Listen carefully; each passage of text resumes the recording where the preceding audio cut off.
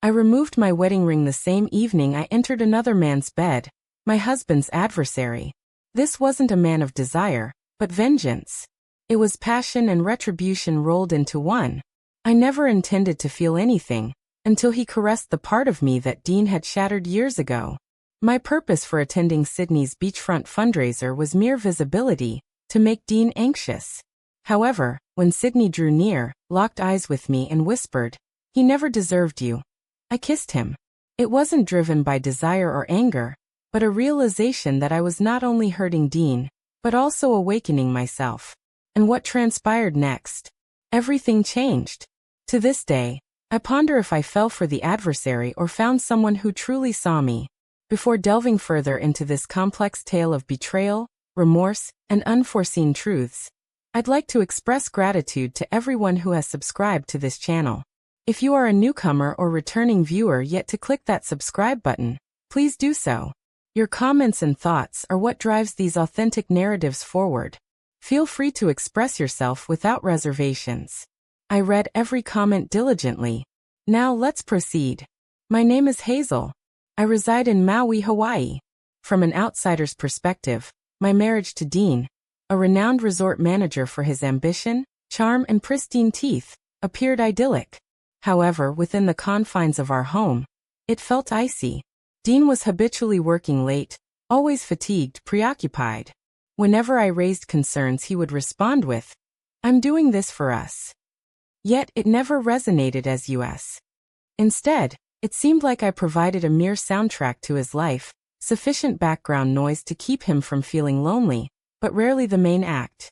The relationship unraveled significantly when I stumbled upon the messages. I wasn't spying. I was searching for a recipe on his iPad when a message from Carly with a heart-shaped emoji appeared unexpectedly. I stood frozen. Carly was his assistant, lively blonde, and excessively sweet to me as Mrs. Hazel. The messages were not merely flirtatious but deeply emotional in nature. Intimate and familiar, yet stranger than ever. I scrolled through messages revealing hotel bookings, hidden lunches, and a photograph. No tears fell, no screams echoed. Instead, my belief in my marriage shattered silently within my chest as I sat motionless. An hour later, Dean entered, trying to deceive and blame, claiming I'd been distant, less vibrant than before. That moment, I realized I could never reciprocate the feelings he stirred within me.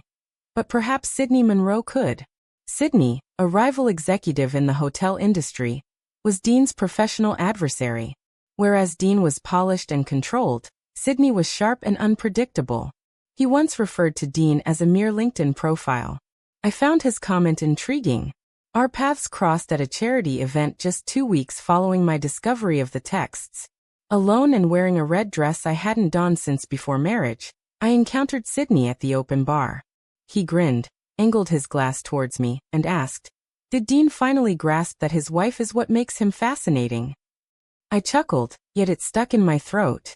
He observed me, not with greed, but with comprehension. That night, I confessed everything to him. Perhaps it was the wine. Perhaps it was the liberation. Maybe I simply yearned for someone who was not intimidated by Dean.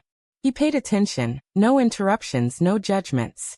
Then he leaned closer and said, "You married a man who doesn't make you feel insignificant." I kissed him, knowing one kiss would come with a price greater than expected. For what started as retribution, it stirred something in me that Dean had suppressed for years. I anticipated waking up ashamed. I imagined rushing to the shower, washing Sydney's scent from my body, and blocking his number before remorse consumed me entirely. But I didn't. Instead, I lay in bed, gazing at the ceiling of his penthouse suite, and felt something I hadn't experienced in years. Tranquility. It was terrifying. This wasn't a casual affair or retaliation.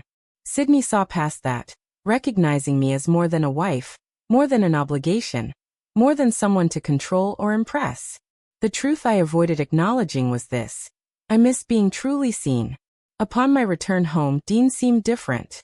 Not more caring, not remorseful.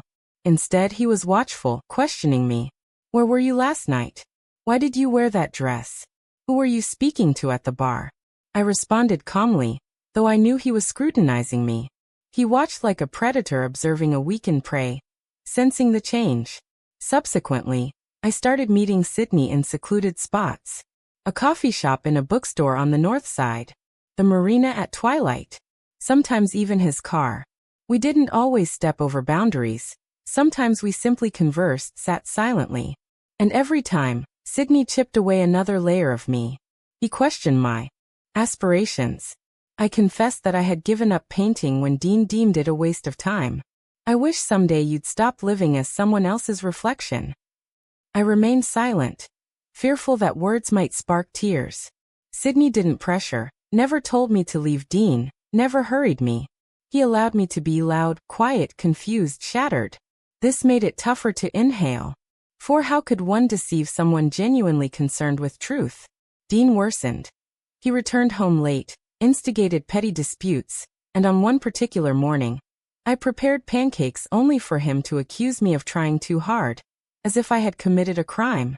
I almost chuckled. He was the one who transgressed first, yet I was the one treading cautiously.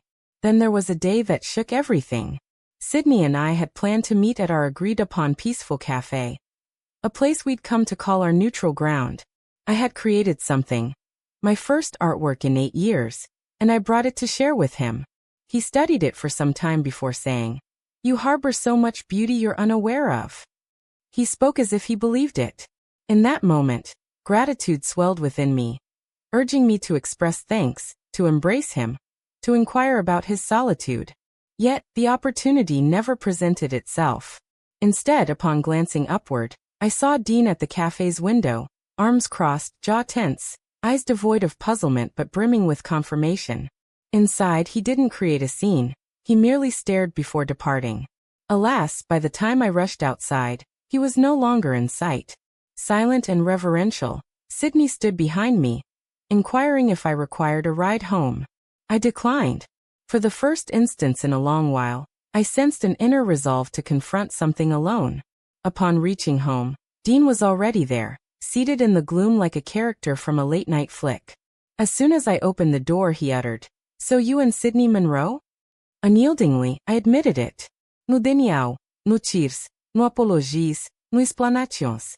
Instead, I stood firm and conveyed the truth. Yes. I approached him after you left her.